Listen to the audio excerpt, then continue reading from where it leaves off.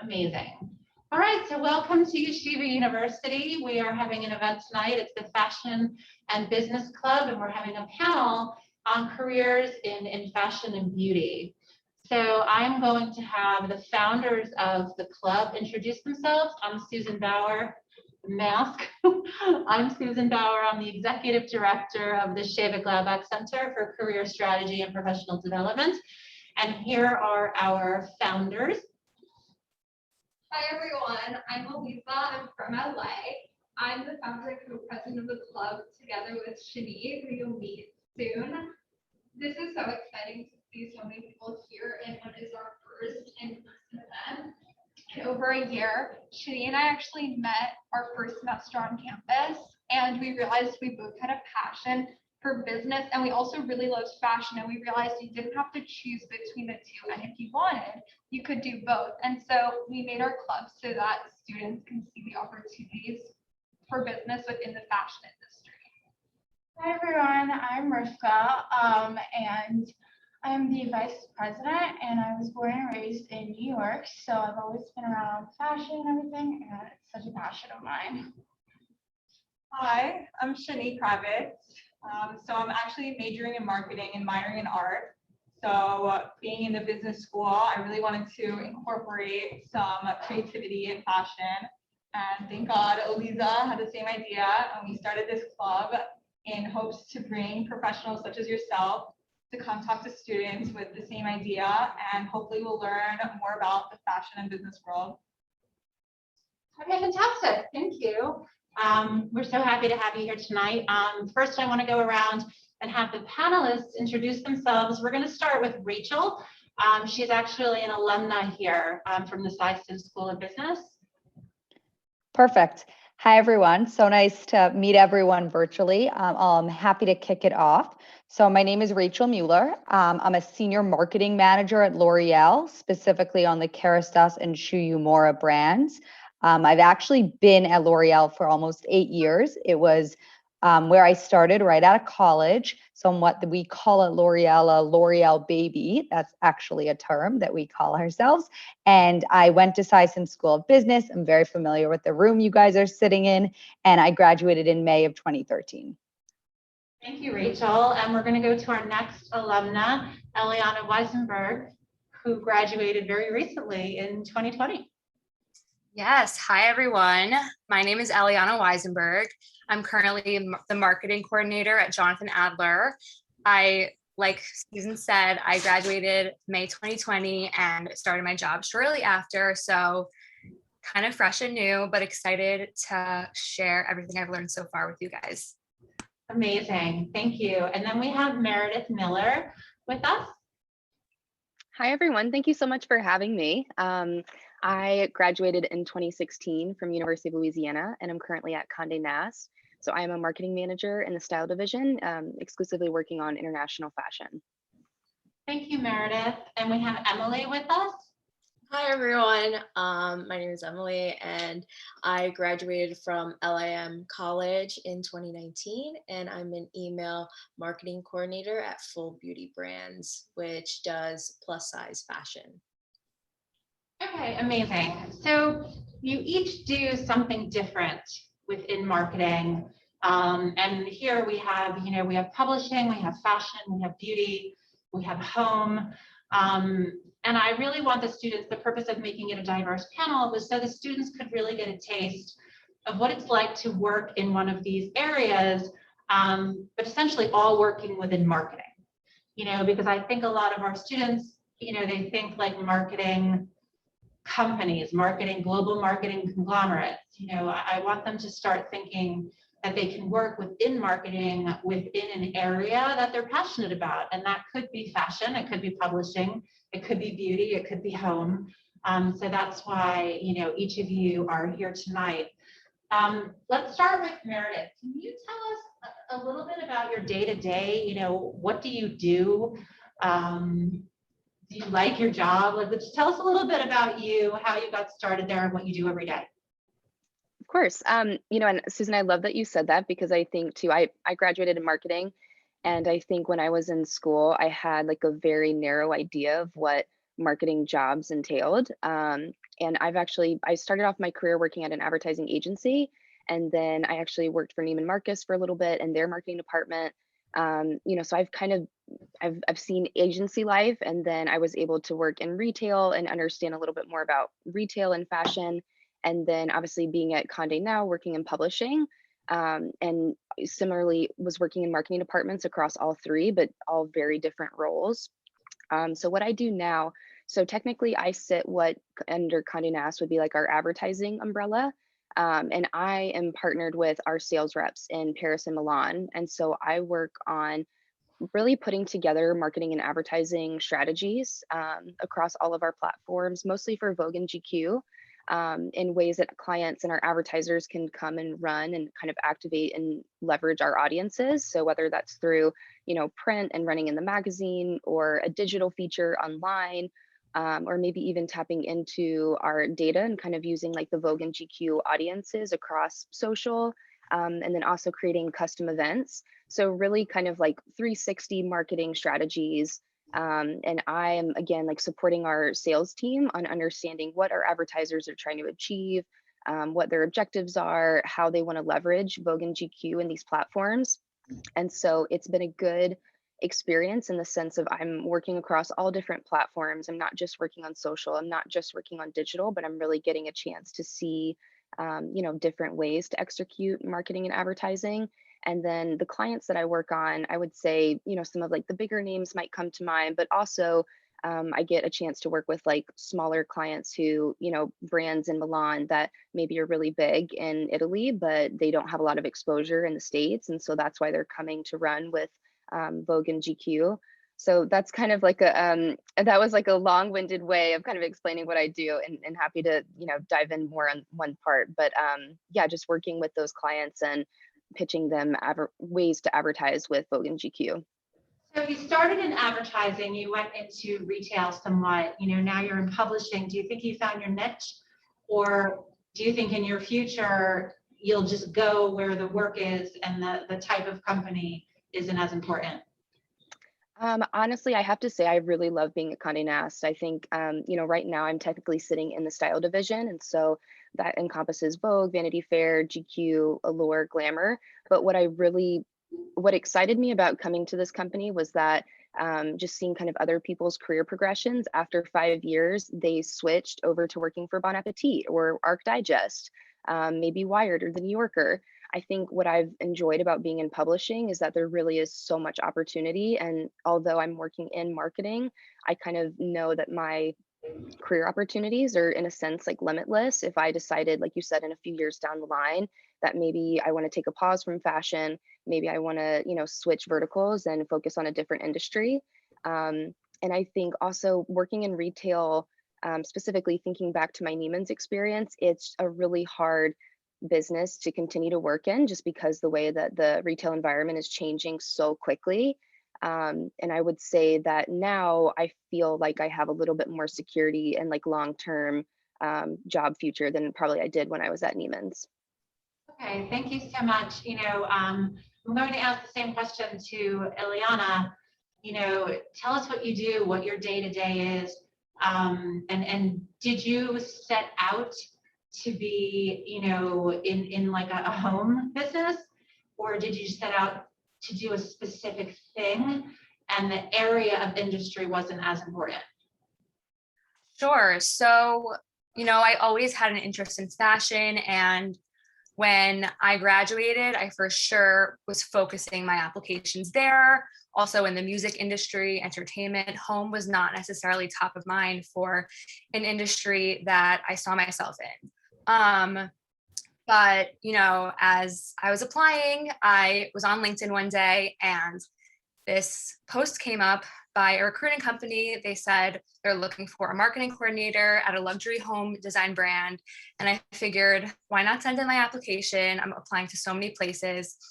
I want to increase my chances of being hired right now because it's such a tough job market.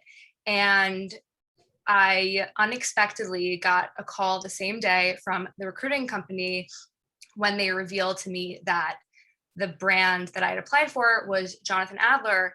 And I'd always been a huge fan of the Jonathan Adler brand. I was not necessarily well versed in the home industry, but that was a name that I knew, products that I always loved. So that was super exciting for me. And shortly after I began, and I've been loving it. And my day-to-day is working across all of our marketing platforms. So I've kind of got to start running the SMS marketing program on my own, which has been great, and as well as our email loyalty program catalog. So really got to kind of touch all of our marketing platforms, which has been a great learning experience, and I'm really loving it.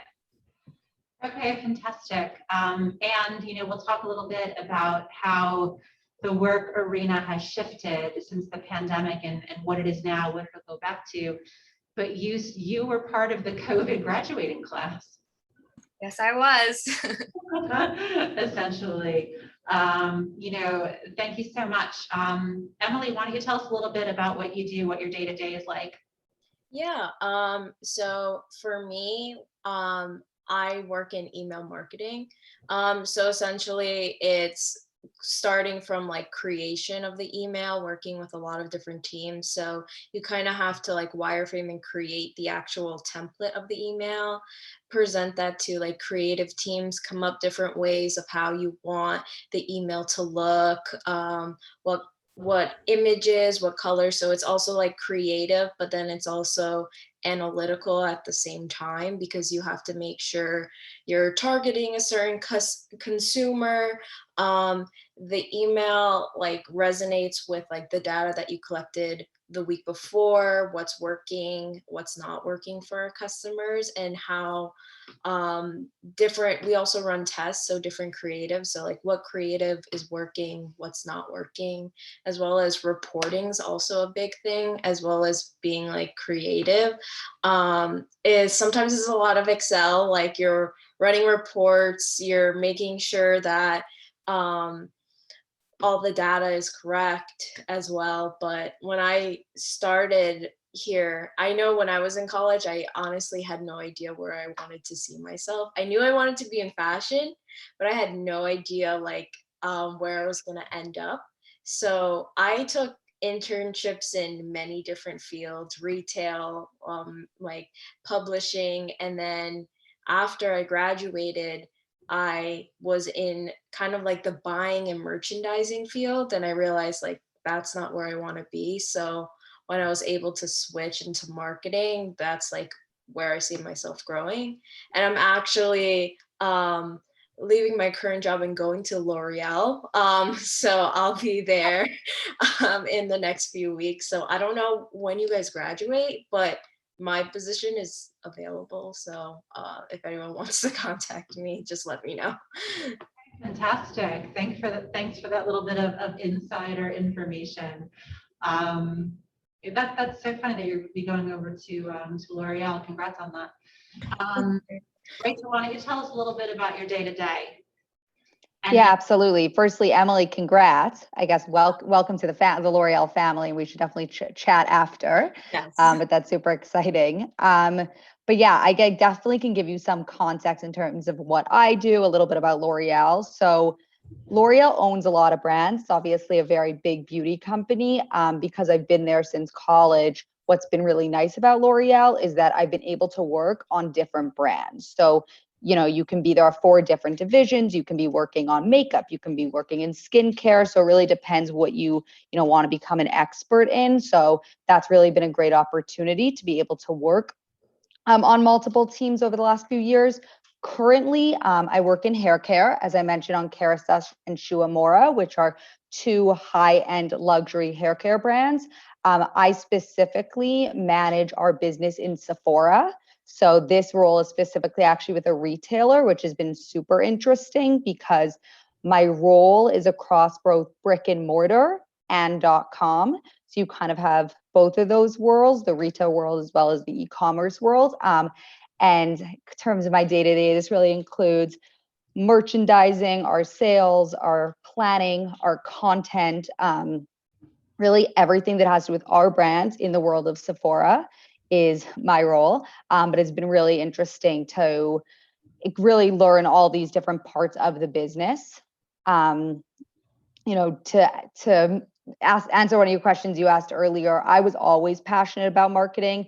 I always loved product development specifically. So, I wasn't necessarily, it wasn't in college, I necessarily knew I wanted to go into the beauty industry. I would say only after interning in a beauty industry position did I realize I was interested in that.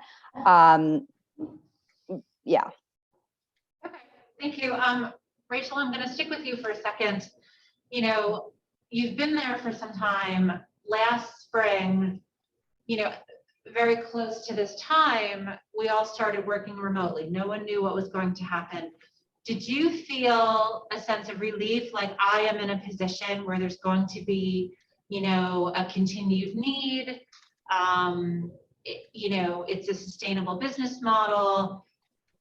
Do you feel that this is a good area for students to enter into during times when, everyone is getting the vaccine? We assume everything will return to some sort of normal. But what went through your head based on what you do at that time? And what do you think about your role going forward in the future? Yeah, no, absolutely. I think it's a great question. I think from a business perspective, it's been super interesting throughout this entire time to see how the business has evolved and how consumer behavior has evolved. The reason I say that, which has been very interesting in my role, is that, when COVID hit last March, and I said I work on merchandising, which is brick and mortar as well as .com, our stores closed. Obviously, Sephora's closed all over the US. So what was interesting is firstly to see how consumers kind of continued to shop, but how they were purchasing. There was a huge spike in our .com business. And I think it really shows, and we've seen that, clients and consumers will always need their beauty products. Everyone needs their hair care. Maybe they're shopping a little bit differently than they would have. Maybe someone doesn't need their dry shampoo, but they need, a treatment mask because they're spending more time at home. So I would definitely say we've seen trends like that, that we've been monitoring over the past year. But I think personally, fashion as well as beauty, I can really only speak for beauty because it's really the space I'm in. But I think is a fantastic place to be in. We know that our business continues to thrive. I think it's what I have personally focused on in the last year has shifted a bit, right? I was going from reviewing and strategically planning how my merchandising looked to how we can focus and make sure the client understands our products on .com. So I think what I was focusing on changed, but we know there will be always an appetite for this business. Okay, fantastic. So if the students are interested in pursuing what you do, you think this is still a solid area for them to continue in with their pursuit? Yeah, absolutely. Okay, Emily, can you talk a little bit about fashion and how that has changed with the pandemic? Definitely changed. It's definitely changed a lot. Starting with like the beginning of the pandemic to where I am now, and where it is in general. So when the pandemic first started, I was actually working in merchandising in Stuart Weitzman. So that was like a big hit to us because production was shut down. They do everything in Spain. No one could go to the factories, visit.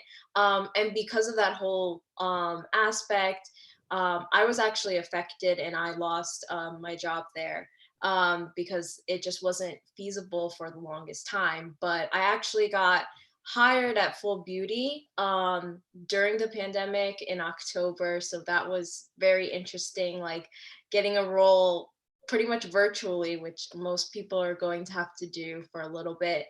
And for us, there were just a completely online company. So for them, they don't have brick and mortar stores that were as affected as other brands were. Whereas I saw it in Stuart Weitzman, sales were completely down. Especially in like the luxury market. But in terms of the company I work for now, their sale trends are actually going up. We saw based on like stimulus checks being rolled out, that has also helped drive demand. And just the fact that because things are opening up now, people are shopping differently. So before, our loungewear was huge in 2020 because everyone was staying home. Now that it's getting close to summer and everyone's getting their vaccines, like we see trends of people buying more swimwear because they're ready to go out to like the beach and everything. So we also see trends. Some of our because it's multiple brands in one, so certain brands actually track like weather reports, because that also kind of reflects how people buy depending on how the weather is, where they're located. So that's also like a weird, interesting thing.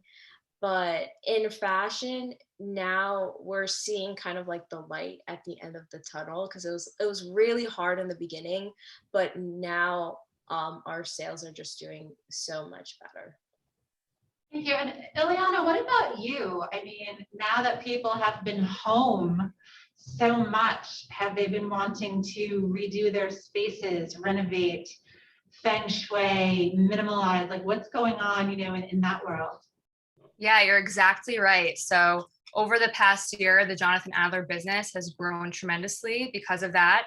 As the pandemic hit, people started to want to invest in their homes and purchase more luxury home goods. And the company was ready for that transition because pre-pandemic, the marketing team implemented a lot of platforms that streamline the omni-channel experience. So the transition from shopping in store to shopping in line is seamless, especially for larger items like a sofa. People tend to prefer to see that in person. But for example, our in-store associates are on the other end of our website's live chat. So they can keep customers in contact, and the customer can have the same experience online that they would have in store. And post-pandemic, the plan is to continue that personalization through live chat, email, and across all of our platforms, so the customers can shop at their convenience in a way that's tailored to them, no matter what happens. Thank you. And Meredith, what about you working with luxury brands? What are the advertising dollars like? What are people focusing on? So it's funny, Emily, I can definitely relate to what you were saying. I think, a year ago, it was a pretty grim situation. All of our clients are coming to us mostly to push their luxury ready-to-wear and accessories and handbags business, and no one was buying any of that. And similarly, all of their collections that like normally would be going into production, all of that was just halted. And so they were kind of stuck with last season's goods and merchandise that they needed to sell with really no customers and no audience to sell them to. And then I think also for us, Condé Nast is really big on production and like our creative content, especially for video. And so all of our production was halted. And so I think now we're finally getting to a really good place where, we have kind of gotten crafty with the way that we're producing content.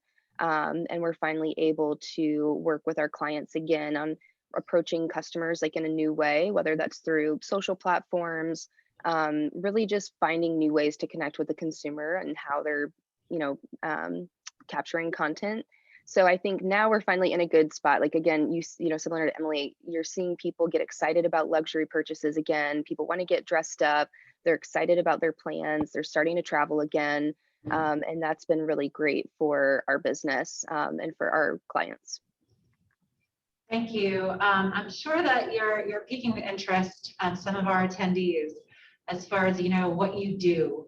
And here, the students at Yeshiva University, as the founders of the club said, they wanted to create a place where students could learn about the connections between marketing and fashion and beauty and home and these different areas. I don't know, where each of you went to school, like Emily and Meredith, if they had specialized tracks for fashion, here they don't. So, I'm going to go through with each one of you, especially our two alumna, because you can talk about, if you could go back and redo your experience, what would you have done differently to get this type of exposure? And then with, the two women who did not go to YU, what did you do in your college experience to prepare yourself to be a top candidate? We talk about how resumes are now picked up, through applicant tracking systems. You don't have human beings scanning through resumes at the first shot anymore. So how, what do they need to have? What are the skills? What are the leadership, the clubs? What needs to go on their resume? What needs to be on their LinkedIn profile to be at a school that's not a fashion school? And for them to have the competitive, maybe not a competitive advantage, but to be as competitive as any other student at any other school. So let's start with Ileana. Sure. So I personally don't think it's necessary to go to a fashion school to be in fashion marketing or any similar industries that any of us up here are a part of. I personally tried to pack as many internships as possible into my college years. And looking back, I wish I'd done even more. GPA is important, but I really think at the end of the day, what separates you from anyone else is your internships. That's what is being looked at most. So I always tell sim students specifically, try to pack on your courses earlier on, even though it might be a little more challenging because you'll have more time for internships towards the end of your time there. My last year, I had a lighter course load, so I was able to get in 2 additional internships during the fall and spring, and those I think really made, it was a make or break thing for me. My last semester, I landed an internship at Tibby, which is a high-end luxury women's wear brand, and I think that is one of the greatest things I have on my resume, and it was important for me to make the time to have that on there. What about you, Rachel, coming from, a similar educational background? Yeah, absolutely. I couldn't agree more. I think that, I feel the same way. I would say for me, it's twofold. The first part is exactly what you just said, Eliana, which is my advice in general is really to intern. And I think what's interesting about interning is it's one, yes, of course, you want to build your resume and be a strong candidate, but I actually think it's more for you. I think in college is a time where, you might as well try things out, see what you do like, see what you don't like. I remember my first internship after my freshman year, I really didn't know what I wanted to go into. And I knew something in marketing and I interned in PR. And I think what was great is I loved my internship, but I didn't love PR. And I think that I would have never known that. And I could have gone down all these years of PR path and, not have been really happy in my role. I think for me, when I interned my junior summer at a company called Coty, which is a beauty company, that was my first time I realized, oh, wow, I love global marketing. I love product development. I love the beauty industry. So I really think I couldn't agree more. The importance of interning for yourself more than just for the company. It's really about you and seeing your strengths and your weaknesses. Is great too. And then I guess my second thing would be in terms of, finding a job after college or when you're in college. I think my best advice is just to really be a go-getter. I know that sounds kind of cliche, but I have definitely learned over the years that, it takes a lot of effort and things are not just, handed to you. You really have to go out and go the extra way and go the extra mile. And I think that's relevant when you're in college, and that's relevant when you're in your own, once you get into the workplace and in your career, changing jobs or even within the same company. I think advocating for yourself and really putting yourself out there. If it means you want it, you're passionate about working for a company and you message all these people, different, HR people on LinkedIn, I think that's what you need to do, because as you mentioned, Susan, a lot of people apply and I don't even know where it really goes. I think it depends on the company. And I think, making sure if you really want a job, I think it's on you to put yourself out there to get that position. How about you, Meredith, not being the UCB University alumna? Yeah, so similarly, I didn't go to a fashion school either. And I will say, I think I was definitely intimidated and overwhelmed when I first graduated about competing against, people who did graduate with a specific fashion business degree. And the competition for a lot of those jobs, unfortunately, is really intense. And so I actually kind of took like a little bit of a different route. And as I mentioned earlier, I started working at an advertising agency. And honestly, I think that was one of the best things that I could have done for my career because it gave me so much experience really understanding all facets of marketing and advertising, from email to SEO to paid search, paid social, production. I really was able to kind of see it all. And, kind of like Rachel was saying, I was able to learn really quickly what I liked and what I didn't like. And then by the time I went to Neiman's and went into fashion, I already had such a good skill set in marketing and advertising overall that I think they saw that more valuable than coming from like another fashion brand. So I think, if anything, I would just say that if you're not able to land your dream job in the fashion space right after graduation, like, don't lose hope and don't be discouraged. You can 100% gain a strong skill set in the industry, and then just eventually transfer it over to a company that you're a little bit more interested in. I'm so glad to hear each of you say that. I think it's very supportive. It's really about the skills and how they transfer, from place to place, and not where they originate from. Emily, though, you did go to a fashion school. Yes, I did. How do you feel about what everyone else has said?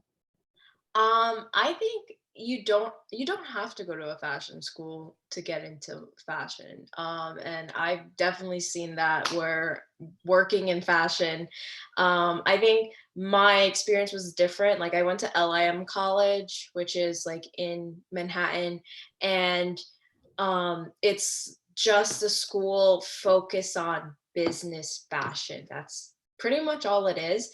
Um, so all of my education was very catered towards that. And because of that, like, I did a lot of internships in a lot of different places, because when I went to college, I knew I wanted to work in fashion business, but I didn't know where. So I kind of interned all over the place. Like, I was a photography intern. I did styling. Like, I worked in social media marketing. Like, I did everything because I just didn't know where I fit in to the industry. And I I did I did celebrity styling, and I was like, this is not for me. Like, I cannot do this. So I think getting your foot in the door and experience helps. I guess that the difference in fashion school is that there's a lot more like connections in a way. So most of my peers do work in fashion, and a lot of my friends do. So if I do need help, I can reach out to probably a lot of different people.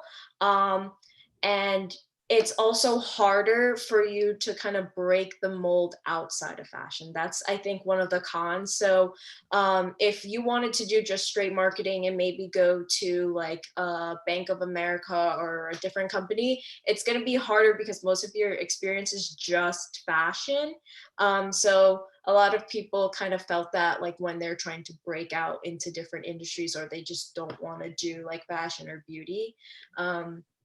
But other than that, like, I know for me it's kind of hard when you first get out of college, because it's like, oh man, I don't know what I want to do, or it's hard. So for me, I took a lot of like temporary jobs to see if I liked it or not, or just to get my foot into the door to certain companies like Kate Spade and Stuart Weitzman, just to like realize, oh man, like, this is not me. Like, buying is like way too much math and Excel, and I don't want to do that.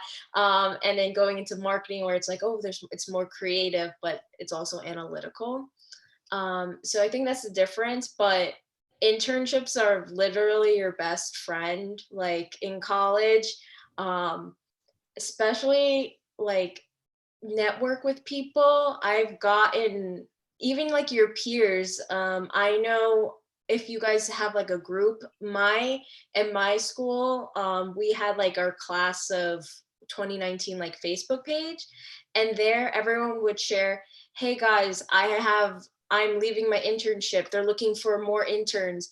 That's how I found my position at some of my internships. That's how a lot of people found it, just like networking with like people you know. So I don't know if you guys have groups like that, but you should keep it and keep in touch, because after I graduated, a lot of people were posting like, hey, we have job opportunities if you guys want. So that's definitely a good thing. Like, do the internships, but also like network in a way that can help benefit. Emily, you mentioned something, you're like, oh God, I hate math, right? So on your resume, when it comes down to the bottom where you put, like skills and interests, or, activities and abilities, like however people label that last section on your resume. And that's where you really put your skills. You put your proficiency. Are you familiar in something? Are you proficient? Do you speak other languages? What needs to be there? Do you need to know how to visualize data? Do you need to have some level of knowledge of, Tableau or Power BI? How proficient do you need to be in Excel? Do you need to know how to work a CRM? Is it helpful to know Salesforce? What are these things that might not be taught in the classroom, where the students, whether it's through like a Coursera, or seeking something out, doing something on their own, maybe using their club here at Yeshiva University to get funding for something for the students. Like, what do you think those tools are that they need to put on their resume that they're proficient in? Yeah. Or, I want to ask each one of you what you think. I don't care who starts, whoever wants to jump in. Sure, I'll just like start it. But Excel's like really big.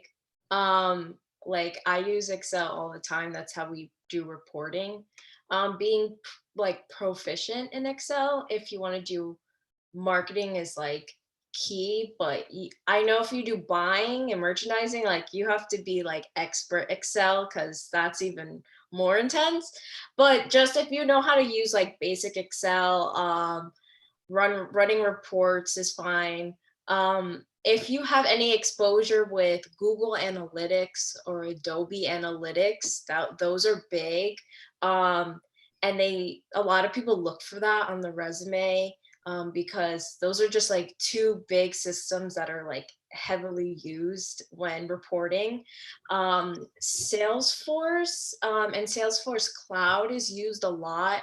Not every company uses it, but most of the companies that I've worked with do use that as like their website provider on the back end. Is definitely helpful. Being able to analyze data is definitely a big one, because you can just pull numbers, but you have to understand what these numbers mean and how they can really like affect the business and what you can do better. Is definitely a big why. Being detail oriented, a lot of people look for that. Just knowing that like you could do everything. Time management is big, because those are certain key things.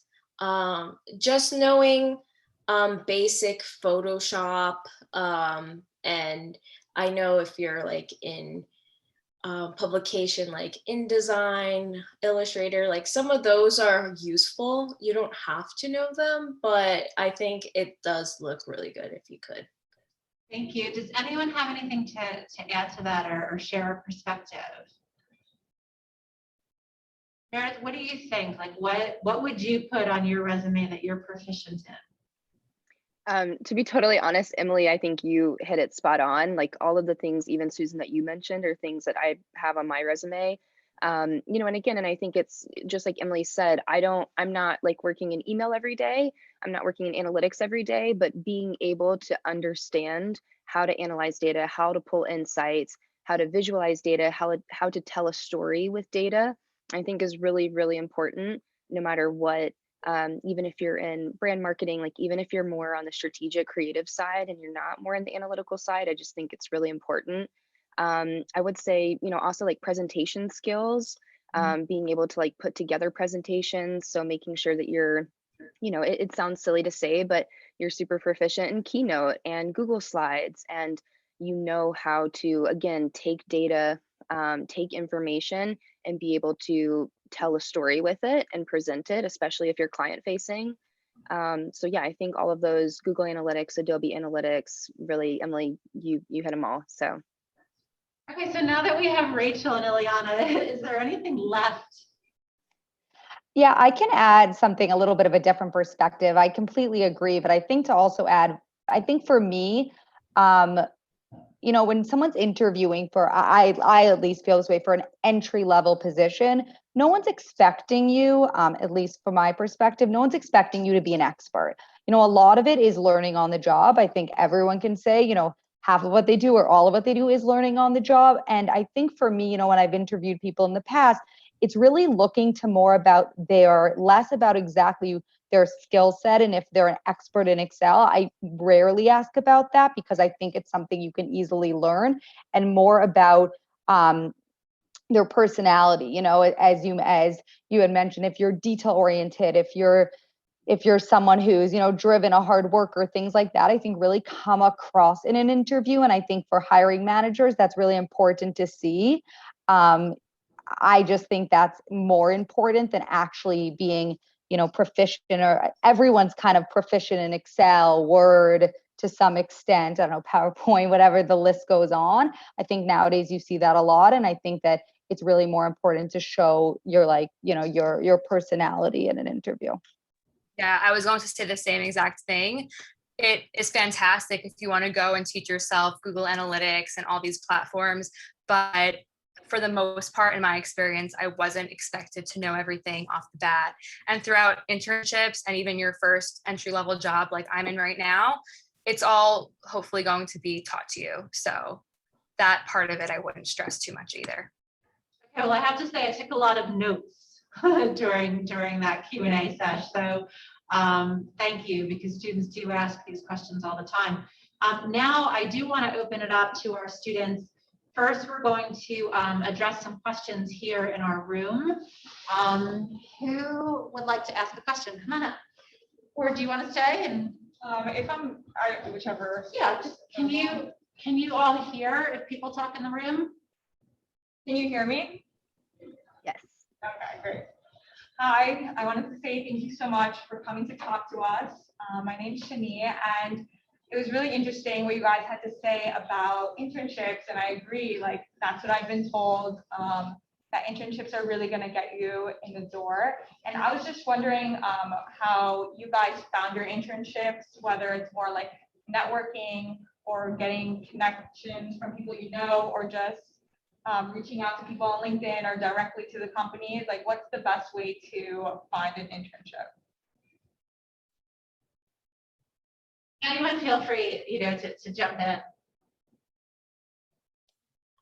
Yeah, so for me, it was kind of like a mix of who you know in a way. So for me, like I got certain internships because of classmates I knew, and pretty much like talk to like your peers, your friends, see where everyone else is working or interning, and like ask them how they got it, and if there's any way like when they leave, can they recommend you to work there, because they're always going to look for a replacement for the next semester, which definitely helps. Applying for sure is great. Reach out on LinkedIn is definitely a big one. Because a lot of people are always looking for internships, and talk to certain teachers. I don't know, for me, because I went to fashion school, it was very like, there's a lot of people in the industry as teachers, but talk to your teachers, see if they know anyone that's looking for interns at different companies. Like, you never know who knows someone, so. Thank you, Emily. I think that the Fashion and Business Club should start a Pay It Forward initiative, where students who intern in fashion companies find their replacement from someone here at Yeshiva University. We could start a whole campaign about how to keep those positions, coming from our students. Anyone else in the room have a question? Yes? Can you hear me, or should I come up? I feel like I'm too far back. Come on up.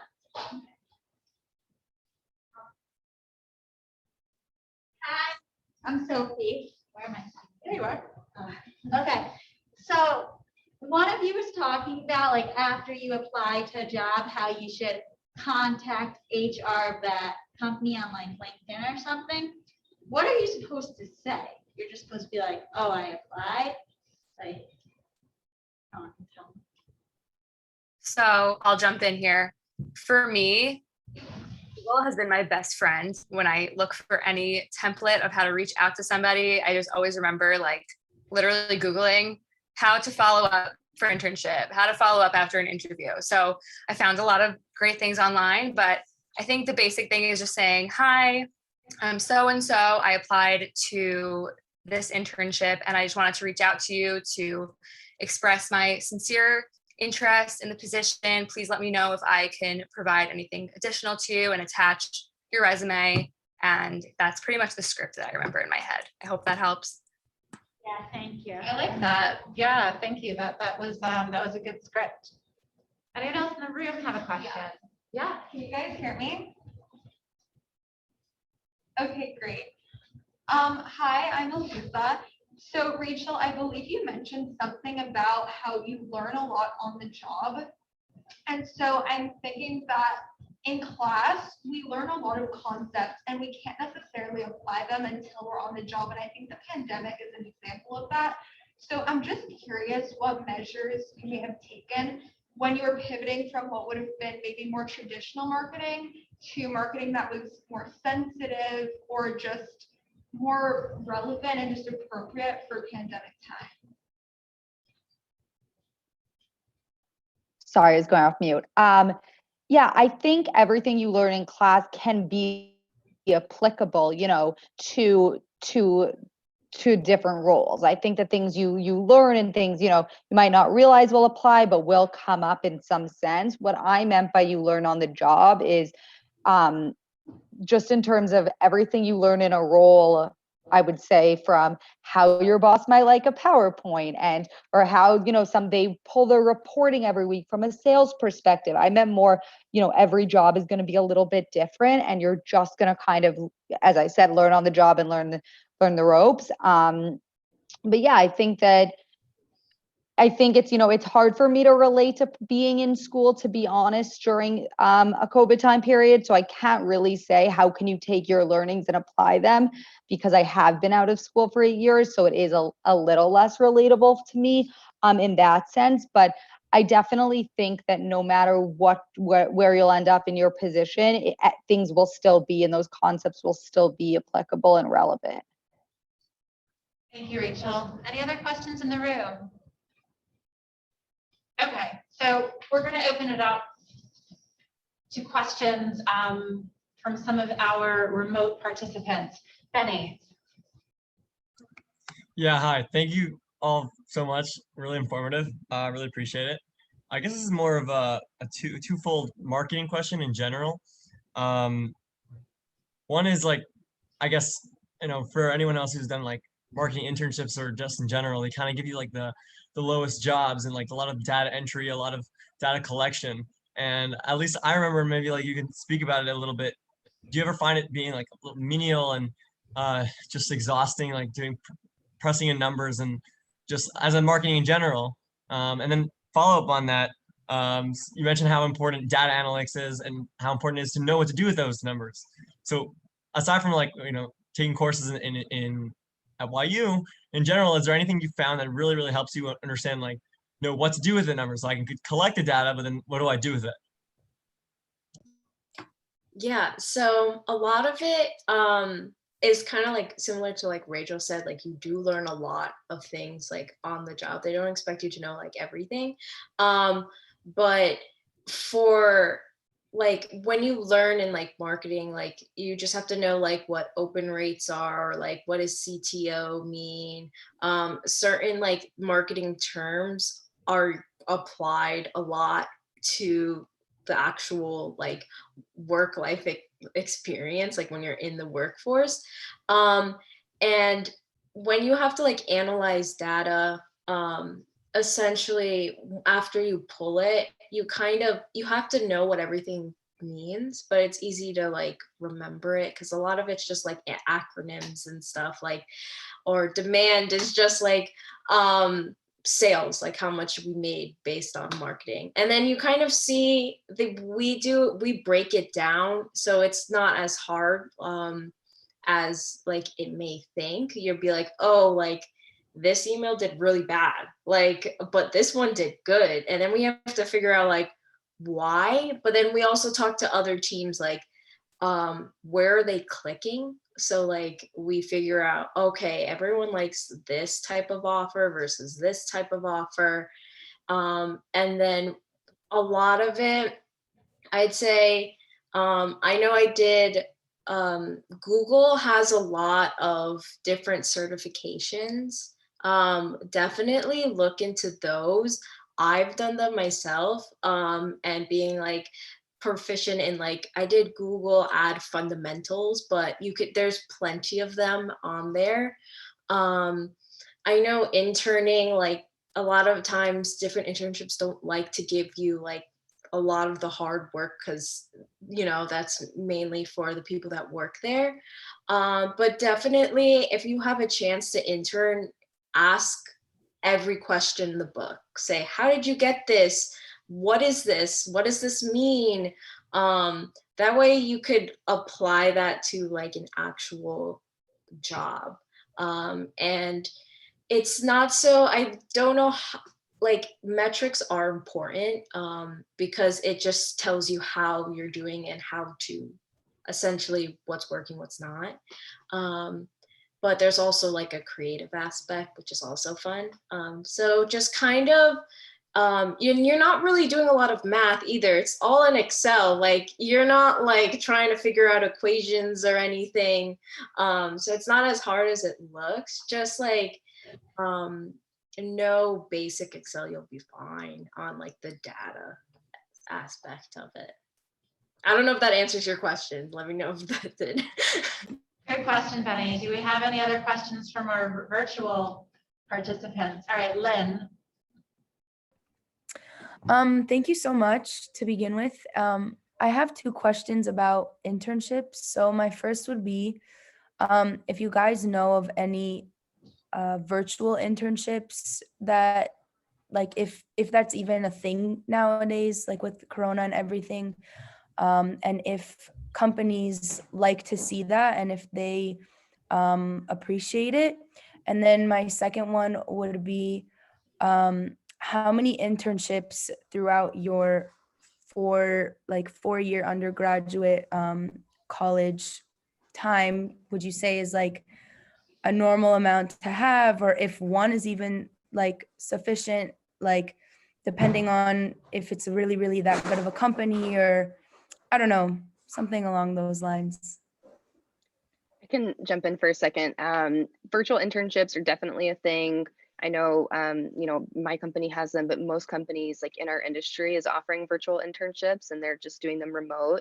And it definitely is valuable experience. And Benny, even to go back to your question for a second, I think like the way you get the most out of your internship, especially if you don't have like a big workload, or maybe like the workload that you're given is not super exciting, don't feel like you have to be stuck to kind of those parameters. Like make sure you're reaching out to other people at the company. Like whether the marketing teams are really big, you'll be, sitting under one umbrella. Maybe it's global marketing. Rachel, I know you mentioned that earlier. But there will be so many different marketing teams that sit on a company, and Slack them, put time on their calendar. Just try to reach out and network within the company as much as you can to get a better understanding of what other roles are like. And so Len, going back to your question, I definitely think that it's definitely more like quality over quantity. So I know I did, internships every summer, and then during the semester, probably like the last 2 years of college.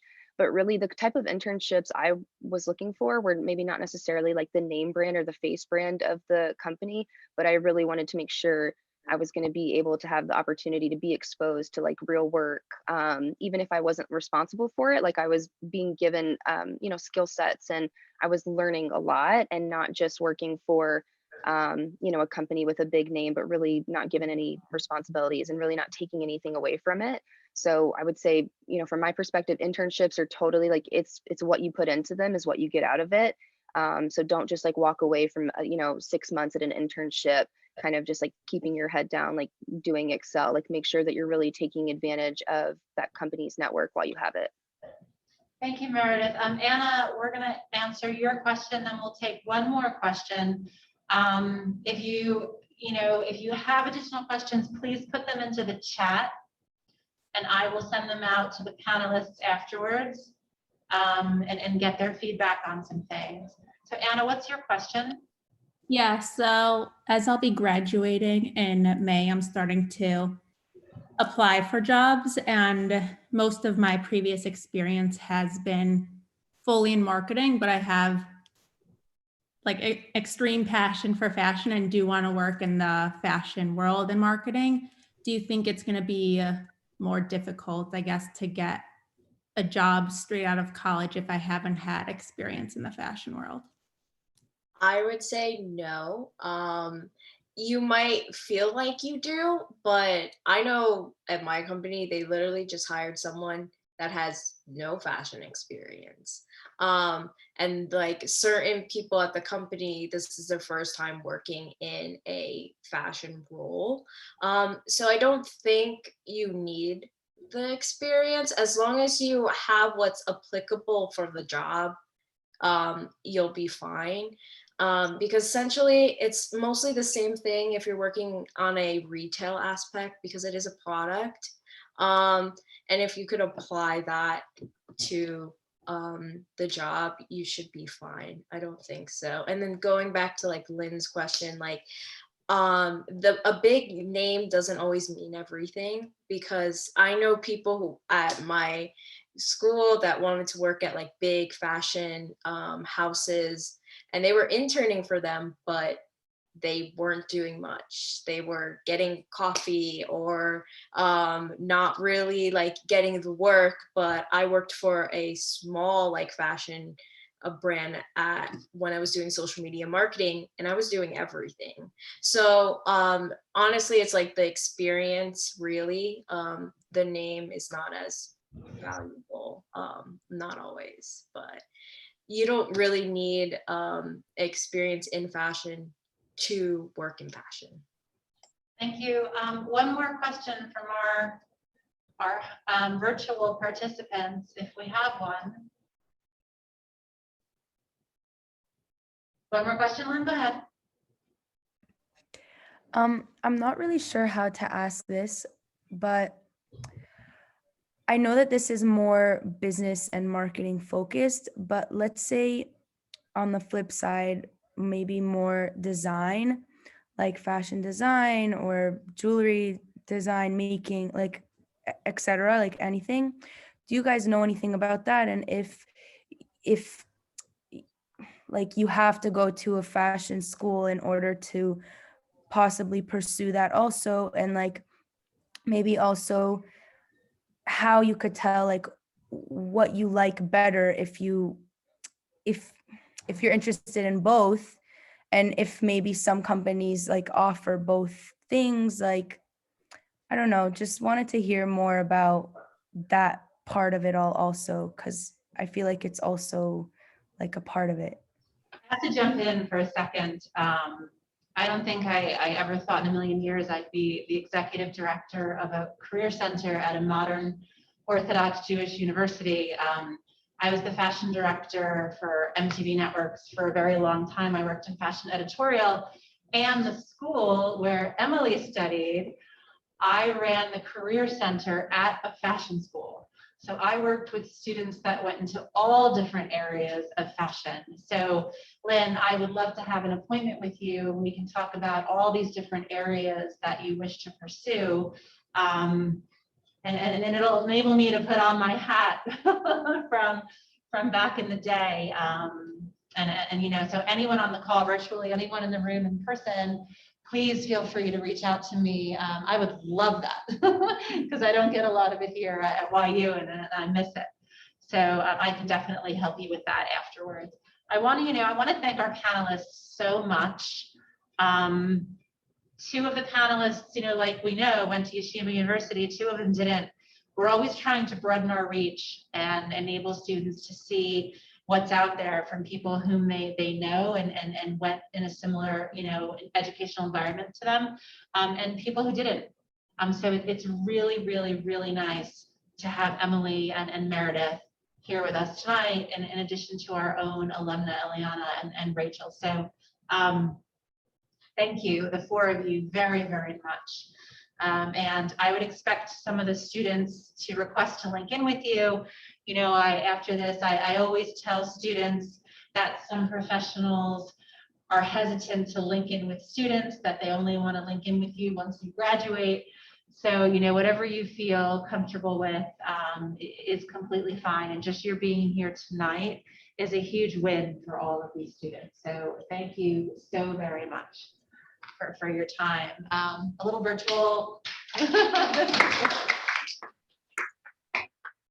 All right, thank you so much. And like I said, the students, you can follow up with me. You know how to find me. And the panelists, I'm sure you'll be hearing from me again at some point for another way that you can help these fashion and business students. So thank you. Thank you so much. Thank you so much, Susan. Thank you all. guys. You're very, very Thank welcome. you. Have a Bye. Good night.